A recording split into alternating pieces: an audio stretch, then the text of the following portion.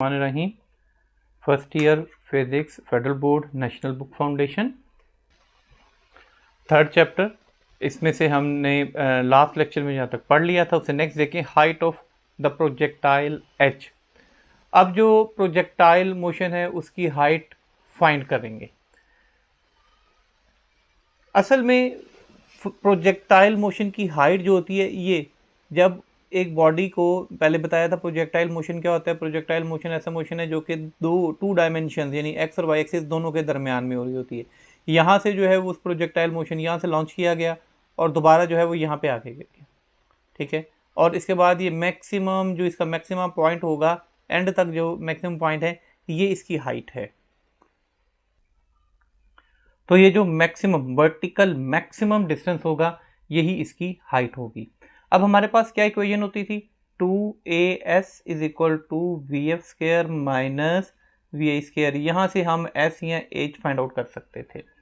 अब यहाँ से इसके मुताबिक इस इक्वेशन के मुताबिक जो हमने पीछे भी पढ़ा हुआ है वो क्या हो जाएगा, वी ए वाई एच, क्योंकि वाई एक्सिस के अलॉन्ग आ रही है ना, एक्स एक्सिस के अलॉन्ग तो नहीं है, ये तो जीरो हो जाएगा। यहाँ पे है तो दोबारा यहाँ पे आ जाएगी तो टोटल तो जीरो हो गया, इज इक्वल टू हमारे पास आ जाएगा वी एफ वाई का square minus v i square Y.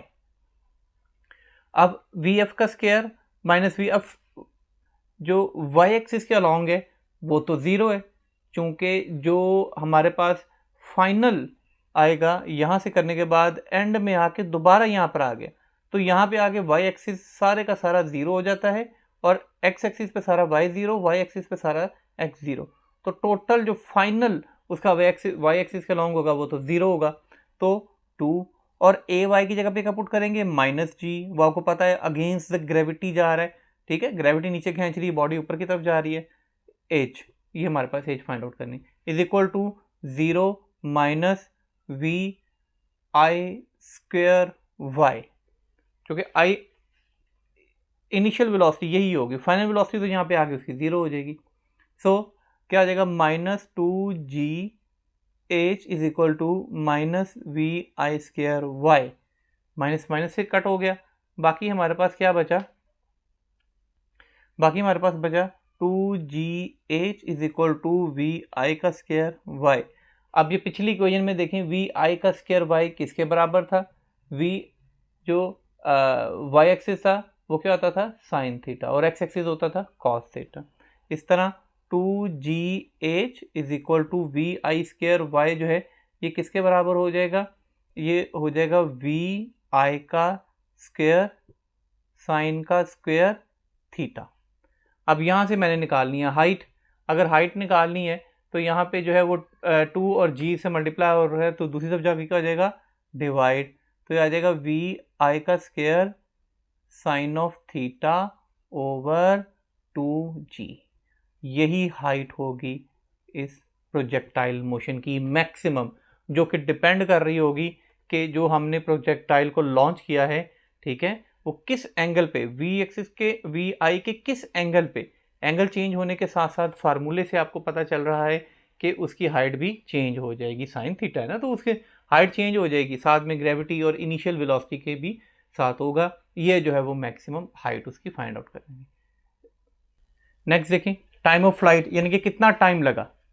देखें the time taken by the projectile from a point of projection to the point where it is ground, यानी कि जहां से शुरू हुआ और जहां से गिरा उसमें टोटल जितना भी टाइम लगा is called the time of the flight, इसको टाइम कहते हैं। It is denoted by T, determine T V use the second equation of motion, ठीक है, हम जो है इसको फाइंड आउट करने के लिए सेकंड इक्वेशन ऑफ मोशन में पुट करेंगे। तो टोटल टाइम क्या होगा, यहां से लॉन्च हुआ और यहां तक आ गया, तो इसमें जितना टाइम लगा जाने में वही इसका टोटल टाइम होगा, ये जो है ना वो टाइम ऑफ द फ्लाइट होगा। अब सेकंड इक्वेशन ऑफ मोशन आपने पढ़ी हुई है, वो क्या है, s is equal to we I T plus 1/2 A T का square, second equation of motion. अब s जो है वो h में कन्वर्ट हो जाएगा चूंकि हाइट है, ठीक है ना, तो h is equal to we I Y T जो initial velocity along Y axis है वो plus 1/2 A Y and T का स्क्वायर। अब यहां पे देखें कि हमने तो टाइम लेना है, ठीक है, मैक्सिमम हाइट तो हमने फाइंड आउट कर ली। टाइम जब यहां पे आया दोबारा, यहां इस पॉइंट से इस पॉइंट तक आ रहा है, तो यहां पे जाके h इज इक्वल टू 0, क्योंकि कोई हाइट नहीं है। जब वो यहां पर आ गया, हमने तो यहां तक का फाइंड आउट करना है, तो हाइट कोई नहीं है, तो h is equal to 0, 0 height है इसकी। अब h जो है वो 0 पुट करेंगे, तो ऐसे में आ गया 0 इज इक्वल टू, अब वी आई वाई टी वो किसके बराबर होता था, वो होता था v I sine of theta, v I y जो है v I sine of theta के इक्वल था, इंटू टी माइनस 1/2। अब जो एक्सेलरेशन है वो एक्सेलरेशन ड्यू टू ग्रेविटी है, ऊपर की तरफ गया है, तो जी, और हमारे पास आ जाएगा टी का स्क्वायर जो टोटल टाइम लगा था। अब यहाँ से हमने टी स्क्वायर फाइंड आउट करना है, इसकी वैल्यू फाइंड आउट करेंगे। तो सबसे पहले इसको उठाकर हम उधर ले जाएंगे, या इसको सारे को उठा के दूसरी तरफ ले जाएं, तो आ जाएगा 1/2 जी टी का square is equal to we I sine of theta, और साथ में लगा टी। अब ये 2 डिवाइड हो रहा है, इधर जाकर क्या हो जाएगा, मल्टीप्लाई, तो क्या हो जाएगा जी टी का square is equal to we I sine of theta t. अब ये जी मल्टीप्लाई हो रहा है, डिवाइड हो जाएगा, सो टी का square is equal to we I sine of theta T over G. अब ये 2 टी है, बात ये भी था कि अब यहाँ से टी कॉमन निकाल के फिर वहाँ पे जाते, लेकिन 2 टी है, ये मल्टीप्लाई हो रहा है, इधर आके डिवाइड हो जाएगा। सो ये क्या आ जाएगा हमारे पास, टी का square over T is equal to, बाकी जो हमारे पास बचा 2 V I sine of theta over G, ये टी एक टी से कट गया, बाकी जो था वो टोटल टाइम लगा जो कि उसका साइन ऑफ थीटा ओवर जी, यही टोटल टाइम है जो लगेगा उसकी फ्लाइट को, यानी कि एक जगह से दूसरी जगह जाने में जो टोटल टाइम है वो हम इस फार्मूला से कैलकुलेट कर सकते हैं। नेक्स्ट देखें, रेंज ऑफ प्रोजेक्टाइल। रेंज कहते हैं कि मैक्सिमम कितनी दूर जाएगा, उसकी रेंज यही होगी कि मैक्सिमम वो कहां तक जा सकता है, वो उसकी रेंज है।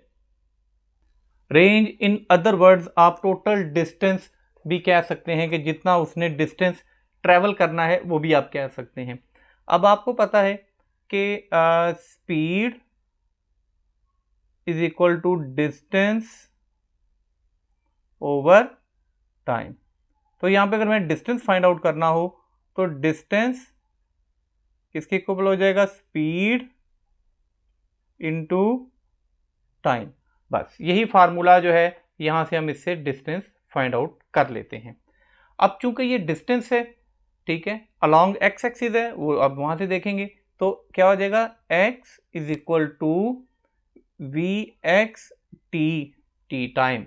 अब यहाँ पे जो है ना वो हम वैल्यूज पुट करते जाएंगे उसकी, जो x है वो किसके इक्वल है, r के हम कह देते हैं, रेंज है ना तो इसलिए रेंज है x को, और वी एक्स पीछे हमने पढ़ लिया वो किसके बराबर होता है, v I cos of theta, और t किसके इक्वल है, टाइम, स्मॉल t जो है वो टाइम इसके इक्वल है, वो अभी हमने फाइंड किया 2v i sine of theta over क्या फार्मूला था, g।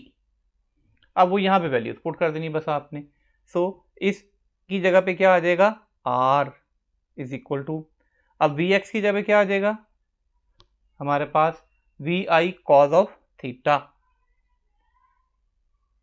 और साथ में मल्टीप्लाई है, इस t की जगह पे इसकी वैल्यू आ जाएगी, वो आ जाएगी 2vi sine of theta over g, हमारी ये वैल्यू आ जाएगी।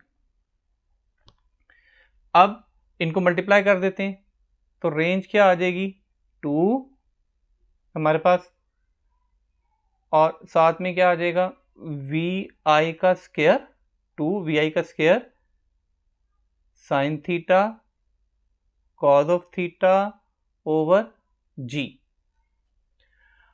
अब यहां पे जो है वो मैथ का एक फार्मूला लगेगा, 2 साइन थीटा कॉस थीटा, जो साइन 2 थीटा है ये आपका फर्स्ट ईयर मैथ 10 चैप्टर 10.34 में ये फार्मूला इम्प्लीमेंट होता है, ठीक है, ट्रिग्नोमेट्रिक में।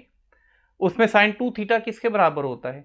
साइन 2 थीटा बराबर होता है 2 sine theta cos of theta. तो ये देखें 2 साइन थीटा कॉस थीटा, तो रेंज इज इक्वल टू ये क्या आ जाएगा, वी आई का स्क्वायर ऐसे ही रहा, बाकी 2 साइन थीटा कॉस थीटा की जगह पे मैं क्या पुट कर सकता हूं, साइन 2 थीटा ओवर जी। तो यही उसकी रेंज होगी, ये उसकी मैक्सिमम जो है ना वो रेंज होगी। अब यही उसकी रेंज होगी। अब इसकी रेंजेस भी डिफरेंट है, ठीक है, maximum range, minimum range, equal ranges वगैरह, अब उसको देखते हैं। अब मैक्सिमम रेंज के लिए जो है ना वो इनिशियल स्पीड भी लिंक करती है कि जितनी इनिशियल स्पीड होगी और उससे ज़्यादा जरूरी जो है उसके लिए 2 थीटा इज इक्वल टू 1 होना चाहिए, जो कि यहाँ पे साइन 2 थीटा की जगह 1 आ जाएगा, फिर वो मैक्सिमम हो जाएगा। उसके लिए भी देखें, उसके लिए भी एंगल ऑफ प्रोजेक्शन जो है वो 45 होगा। यहाँ से देखेंगे इसमें तो 45 के ऊपर मैक्सिमम रेंज है। बाकी आप देखेंगे 15 और 75 की रेंज सेम है, ये सेम रेंज है, देखें 15 एंड 75। ऐसे ही 30 और 60 की रेंज भी सेम है, ठीक है, देखें, और 45 पे मैक्सिमम रेंज है। तो ये जो है ना वो रेंजेस होती हैं, यानी कि 45 पे मैक्सिमम है जब साइन जो है ना वो थीटा इज इक्वल टू 45 हो जाएगा, तो तब ये मैक्सिमम रेंज होगी। बाकी 15, 75, 60 और 30 इनके ऊपर अलग अलग से जो है ना वो सेम रेंजेस होती हैं।